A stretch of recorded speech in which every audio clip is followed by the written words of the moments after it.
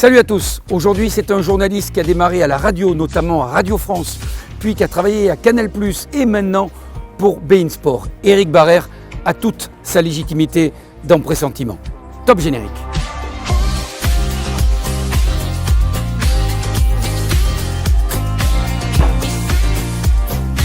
Bonjour Éric. Bonjour Eric, ça va? J'adore Oui, ton prénom. oui, Un joli prénom. Tu savais? Oui, c'est ça. Modestement, je partage ton sentiment et même ton pressentiment. Des questions, questions vaches, parce qu'elles sont vraiment hard.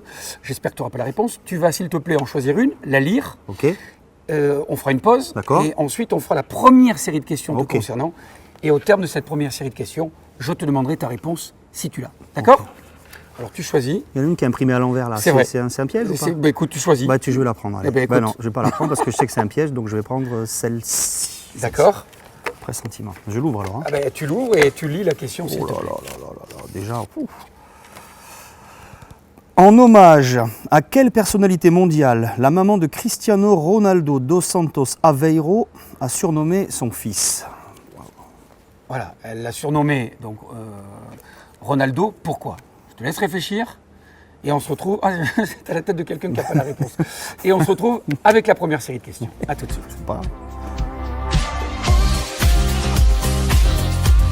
On y va, Eric, pour la première série de questions. C'est la seule d'ailleurs qui est identique à la première saison. C'est pas vrai, il y a celle-là aussi. Arrête un peu, tu n'as pas lu les questions.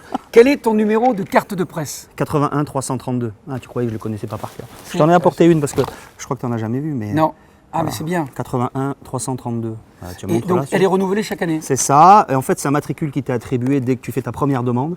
D'accord. Alors, on se souvient quasiment tous de son numéro parce que c'est comme un Graal, quoi. Quand tu es jeune journaliste passionné, voilà, ça te fait basculer dans le camp des journalistes professionnels. Est-ce que tu supportes un club de foot en France? Et si oui, lequel? Oui, évidemment. Les Girondins de Bordeaux. Voilà. C'est compliqué parce que Et ça ne transpire pas dans ton travail? moi, l'objectivité du journaliste, c'est quasiment impossible. Évidemment que ça transpire. Voilà, quand on fait des multiplex sur beIN, quand j'annonce but à Bordeaux, tu sais que c'est pas Bordeaux qui a marqué. Et quand j'annonce oh le but à Bordeaux, tu sens que c'est les Girondins de Bordeaux, on me l'a déjà fait remarquer. Mais j'essaye de prendre du recul, c'est normal. Il faut essayer honnête. il faut essayer de prendre du recul, c'est pas simple. Et j'ai un club de cœur aussi, c'est le SBUC, Stade Bordelais, là où j'ai joué quand j'étais petit. Donc voilà, les Girondins de Bordeaux et le Stade Bordelais. Quel est ton mentor ou quel événement t'a donné envie de faire ce métier? Je dois beaucoup à Alain Baudron, tu vois, Ouais. avec lequel j'ai joué au foot au SBUC à l'époque et qui m'a permis de faire mes premiers stages à la radio notamment et qui m'a appris à faire ce métier. Bon, après j'ai fait des écoles, j'ai rencontré d'autres journalistes, mais il m'a beaucoup aidé. C'est lui qui m'a permis de faire mon premier commentaire de sport à la radio, en fait, c'était du rugby.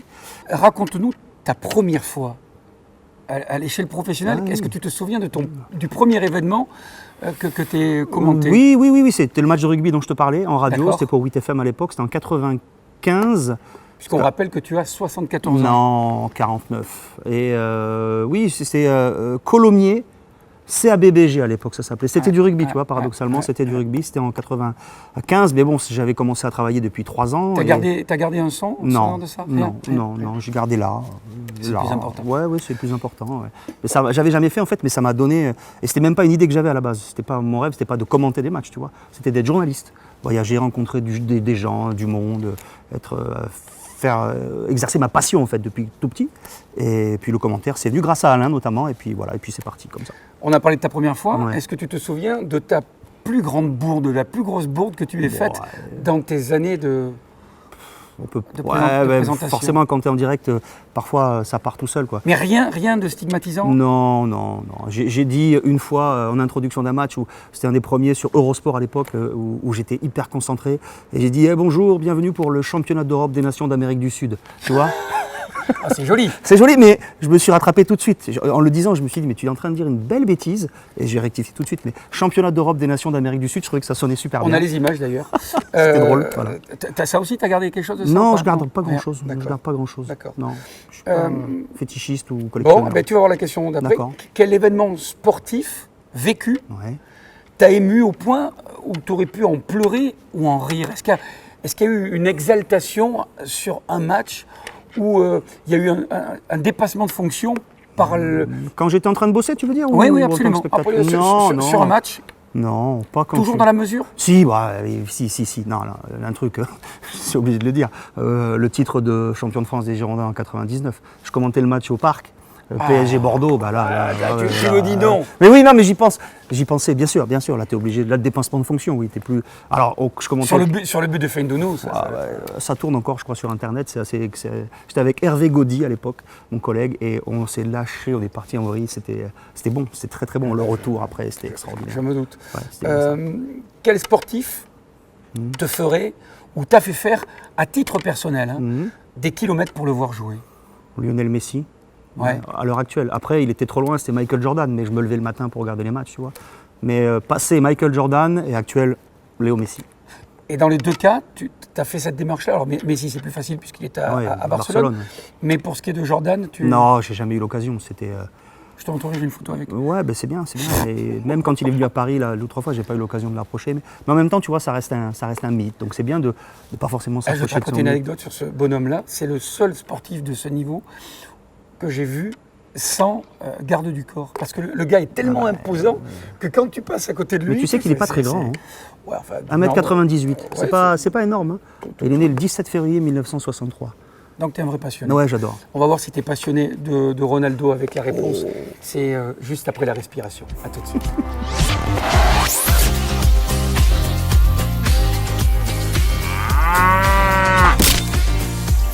Eric, on retourne avec cette question piège. Est-ce que tu peux, s'il te plaît, à nouveau la lire et nous donner éventuellement ta réponse et montrer que ce n'est pas une question alambiquée ou... Ouais, elle est alambiquée. Mais... Bon, d'accord, ok. Enfin bon, j'ai une petite idée, mais ça semble trop énorme en fait pour que... Bon, ben, écoute, En hommage à quelle personnalité mondiale la maman de Cristiano Ronaldo dos Santos Aveiro a surnommé son fils? Donc voilà, son pseudo c'est Ronaldo. Pourquoi et où à qui, grâce à qui s'appelle-t-il Ronaldo? J'aurais tendance à dire Ronaldo le Brésilien. Je te rappelle qu'il s'agit d'une question vache. Ouais, donc, ah non, je dirais Ronaldo, moi, le Brésilien, le footballeur, mais non, pas du tout en fait. Non, pas du tout. D'accord. Je vais t'apprendre quelque chose. Bien sûr, c'est toujours important d'apprendre. En fait, elle était fan du courage et de l'abnégation de Ronald Reagan, l'ancien président américain, républicain. Et donc, en hommage à cet homme-là, pour qui elle avait une admiration sans borne, eh bien, elle a surnommé son fils Ronaldo. En même temps, le décalage d'âge entre Cristiano Ronaldo et Ronaldo n'est pas aussi important, quoi. Donc, c'est bien. Voilà. Ronald Reagan, d'accord, ok. Eh bien, écoute, nous, on va respirer à nouveau, boire un verre, parce qu'il fait quand même particulièrement chaud. Deuxième série de questions, c'est juste après le jingle. Deuxième série de questions, j'évoquais en off le plaisir vraiment de t'avoir à mes côtés dans Pressentiment. Plaisir partagé, Eric. Mais je le crois. Saluer également le Stade de Bordeaux qui aimablement nous accueille et nous laisse l'opportunité de filmer en son sein. Et puis Ratel Prod qui se charge avec qualité et je crois enthousiasme de filmer cet échange. Eric, question d'actualité. Ouais. Comment tu vis, comment tu appréhendes les réseaux sociaux et est-ce que tu laisses ça gérer ça par un community manager ou tu t'en occupes tout seul? Non, je m'en occupe tout seul. Je les utilise beaucoup parce que c'est un outil indispensable dans notre métier aujourd'hui. Tous les clubs, les sportifs, les organisations ont des comptes sur Twitter par exemple. Mais j'utilise... Ça fait sourire mes enfants qui me traitent de old fashion, de vieux. Parce qu'ils utilisent les WhatsApp, les Snapchat. Moi, je suis plus sur Instagram, Facebook, plus pour perso d'ailleurs, et puis Twitter pour le pro. Je suis souvent, je travaille beaucoup, je cherche des infos, j'en trouve, j'échange. Je parle aussi des programmes sur beIN Sport, des matchs qu'on va faire, de nos consultants, voilà. Et puis pour la gestion, j'adore parce que c'est un contact direct. J'ai du mal avec l'insulte. Je peux pas. Moi, on peut me demander n'importe quoi, on peut me critiquer, me donner des informations. À partir du moment où on discute avec courtoisie, tu vois, amabilité, courtoisie. L'insulte est rédhibitoire. Voilà. Mais je te donne un exemple, tu vois, par exemple, les prononciations de noms de joueurs. Voilà, j'ai des tweetos turcs, je pense à eux, parce que parfois on prononce mal les noms turcs. Je parle pas le turc. Sauf Valbuena, ça va. Oui, Valbuena, ça va. Mais non, mais tu vois, j'apprécie les tweetos qui te disent non monsieur, excusez-moi, vous prononcez mal, on dit plutôt comme ça, plutôt que certains qui t'agressent direct en te disant mais des grosses insultes, des trucs, mais voilà, ils parlent de ta mère, de ce que tu veux, ta famille, t'insultent en disant que tu prononces mal. Ça c'est rédhibitoire, c'est pas bien. C'est pas bien. Soyez aimable, soyez courtois sur les réseaux sociaux, vous obtiendrez énormément de choses, beaucoup plus de choses, franchement, sincèrement. Et nous on répondra, tous les journalistes répondront si vous leur parlez gentiment avec courtoisie. Même si rien à rajouter, on est d'accord. La carte de presse, avant on s'en servait pour draguer, maintenant on la cache, tu vois, on a plutôt tendance à plus dire qu'on est journaliste. C'est triste. On va revenir sur le sport, enfin à la périphérie du sport. Quel est, architecturalement parlant, ou esthétiquement parlant, le plus beau stade que tu aies vu dans ta vie? Écoute, on parle bien de bâtiment. Ouais, bâtiment. San Siro, il est assez étonnant à Milan. Ouais. Il est étonnant, mais à l'extérieur en fait, parce que tu as des tours, et quand les gens à la fin du stade sortent du stade, tu as la sensation que c'est un tourniquet en fait. Comme un colimaçon. Ouais, mais c'est incroyable, l'impression visuelle elle est incroyable. Après il y a des beaux stades, celui-ci est magnifique, le Matmut, le Camp Nou. Je t'ai demandé. Un seul. Donc, architecturellement en plus. Donc, voilà, non. San Siro, c'est celui qui m'a le plus marqué à ce niveau-là. Et alors, c'est pour ça que je faisais un schisme dans les questions. Quel est le stade en France ou à l'étranger? Alors là aussi, tu as une réponse. Hein, d'accord. Où tu as vu une ambiance juste démesurée. Celle qui t'a le plus. Où tu t'es dit, waouh, là quand même. Alors, pas forcément sur le football. Bien sûr. Par la masse, le Camp Nou, parce que c'est 100 000 personnes. Mais pour l'ambiance. Moi j'ai parlé d'ambiance parce que le Camp Nou c'est pas. Non, c'est pas top, mais Dortmund, Borussia Dortmund, le mur là. C'est époustouflant. 25 000 personnes. Ouais, c'est un truc de dingue.